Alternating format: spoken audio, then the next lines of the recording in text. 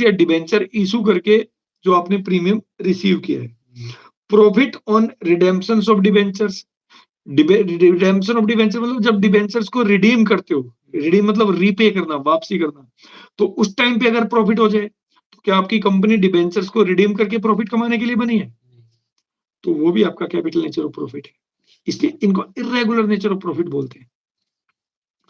Profit on forfeiture of shares, forfeiture का मतलब था जब्त करना। जब कंपनी किसी शेयर होल्डर को शेयर इशू करती है, ठीक है, तो उसको एक एग्रीमेंट करना पड़ता है। पहले प्रोस्पेक्टस इशू होगा, प्रोस्पेक्टस में लिखा होता है कि भाई आपको 10 रुपए पे करने हैं और ऐसे ऐसे इतनी इंस्टॉलमेंट में पे करने हैं, तो उसके बाद आप अप्लाई करते हो।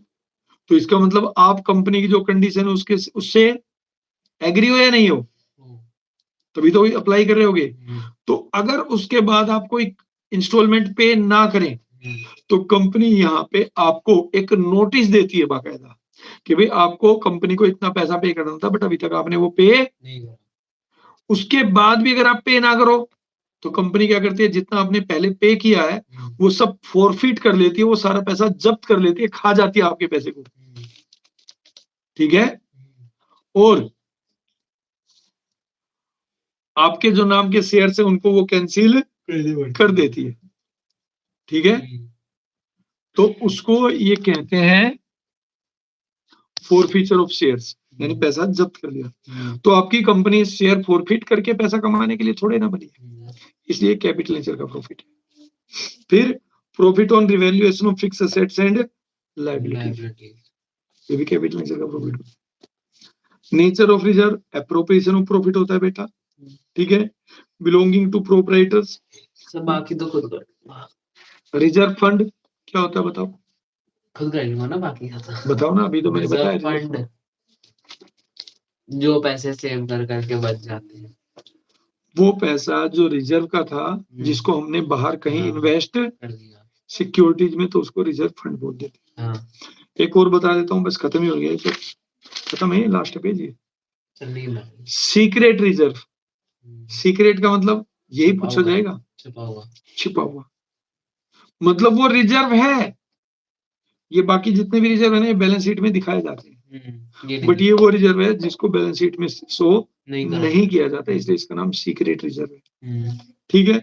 Secret reserve is a reserve that exist the existence and the amount of which is not disclosed in the balance sheet, जिसका एग्जिस्टेंस या अमाउंट हम बैलेंस शीट में शो नहीं करते, ऐसे रिजर्व को हम कहते हैं सीक्रेट रिजर्व। और इसी का दूसरा नाम है हिडन रिजर्व, इसी का दूसरा नाम है hidden reserve. It can be said that there is a surplus of assets over liabilities, जब आपकी असेट्स हो जाए ज्यादा और लायबिलिटी हो जाए और सरप्लस को हम दिखाए ना बैलेंस शीट में, तो वो सीक्रेट रिजर्व है। नाम ही सीक्रेट, यानी वो सीक्रेसी आपने रखा हुआ है, बैलेंस शीट में वो कहीं शो ही नहीं हो रहा, इसलिए इसका नाम secret reserve. Such reserve are created by showing the assets at a lower amount and liabilities at a higher amount. जब असेट्स को आप लोअर अमाउंट पे दिखाओ और लायबिलिटीज को हायर अमाउंट पे दिखाओ, तो वहां पे एक रिजर्व क्रिएट हो जाएगा, डिफरेंस आएगा, जिसको हम कहते हैं सीक्रेट रिजर्व। कैसे क्रिएट कर सकते हो देखो, by charging excessive depreciation, depreciation ज्यादा चार्ज कर लो, लग रहा है 10% डेप्रिसिएशन बट आप चार्ज कर रहे हो 15%, तो 5% हमेशा आपका रखा हुआ है, तो असेट्स की वैल्यू में ज्यादा कम हो गई, बट क्या वो आपने किसी को पे किया है? तो 5% आपके पास ही रखा रहेगा, अगर यूज भी होगा तो 10% ही यूज होना है, तो 5% सीक्रेट रिजर्व है। जो आप खर्चों के रूप में 15% निकाल रहे हो बट यूज कितना होगा? 10%। By under valuing stock in trade and goodwill, stock in trade या गुडविल को अंडर वैल्यूड किया हुआ है आपने असेट्स में, तो भी आपके असेट्स मतलब कम वैल्यू दिखा रखी है, जितनी एक्चुअल में उससे कम वैल्यू दिखा दी। By creating excessive provision for bad debts, bad debts या अदर कंटीजेंसी के लिए आपने ज्यादा प्रोविजन दिखा दिया, ठीक है, डूबने की संभावना है 10%, आप दिखा रहे हो 20%, तो डूबेगा थोड़ा ना 20%, तो खर्चों में तो आपने 20% दिखाया बट एक्चुअल में डूबेगा कितना? 10%। By charging capital expenditure to profit and loss, capital expenditure खरीदार खर्चा किया किसी असेट्स पे, जैसे वेजेज पे किए मशीन इंस्टॉल करने के लिए, बट आपने नॉर्मल वेजेज में दिखा दिया, ठीक है।